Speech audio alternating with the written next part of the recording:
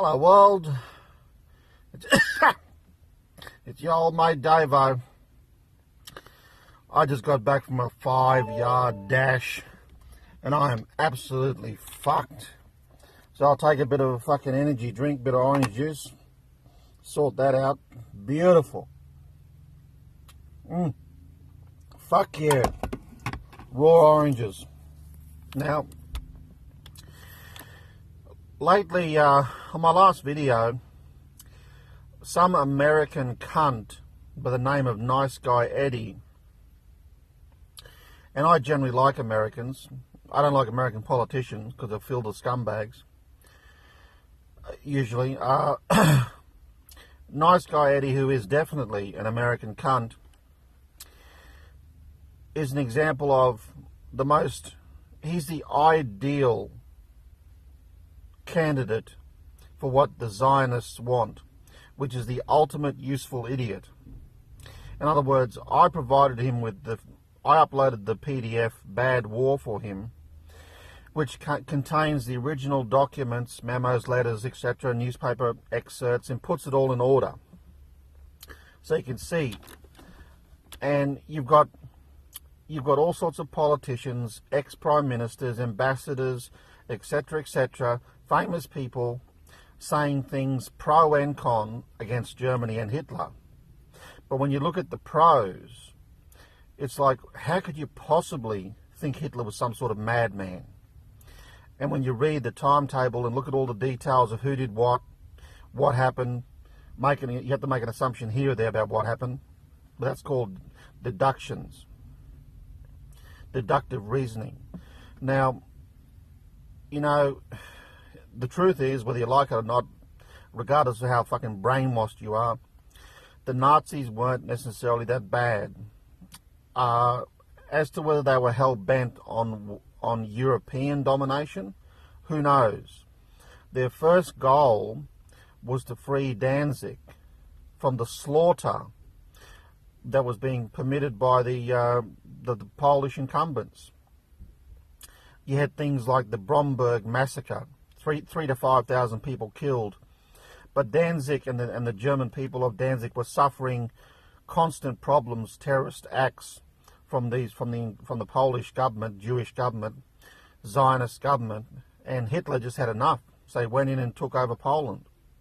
And of course, in the PDF Bad War, there are a whole bunch of photographs showing how the Polish people have reacted to Hitler's entry, which was applause and huge smiles and singing and dancing because they were happy. They knew they were being oppressed. But of course, Hitler and the Nazi regime were being set up. They wanted them to invade any country would do, as a pretext to start the fucking war, for which the Zionist bank owners lend money to both sides. They lend money to any country who needs it, and of course, whether you win or lose, you've got to pay it back. As I said before, the central banks are the ultimate casinos. They never lose. They just don't lose. I mean, they control the economy. They can crash an economy, buy the blue ribbon assets for peanuts, restore the economy, wait for the economy to rebuild, and lo and behold, what they bought for a couple $100 million can now be sold for multiple billions. What a fucking racket. What a fucking... I wish I was the son of a Rothschild. It'd be awesome. That's what it is. Now, you've got to look at this carefully, you stupid idiots, you brainwashed idiots, especially when someone presents you with the original documents. So these are the original documents collated by the author, but the point is the author did not modify the documents, whereas when you read something from, especially a modern text or a newspaper, it's often a Jewish writer who is interpreting and has modified and has omitted. No wonder you're told that Hitler's this raving lunatic. Hitler was one of the world's smartest people, without question. Hitler and Kennedy, JFK, probably the two greatest statesmen we've ever had. Of course, both killed.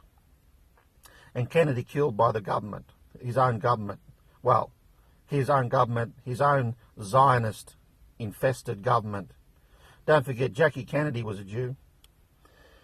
You know, the whole thing was loaded with them. So, you know, you've got to study history properly, not just assume that just because you're a Westerner and you've been fed all this propaganda, doesn't matter how long. If you're an intelligent person interested in the truth, you've got to look at the facts, but you've got to look at enough facts, the complete facts. So the truth is enough proper facts plus logic. Excluding the pertinent facts and then drawing a conclusion is what a stupid person does. If you're unaware, that's fine, but I make you aware and you reject, or even worse, refuse to study the information, that makes you a gutless turd. It doesn't just make you stupid, it's a pretty stupid act, but it just makes you gutless. You haven't got the guts to face the truth. It takes guts to talk the truth, to accept the way things are. Of course, most people haven't got the guts, especially nice guy or nice cunt Eddie.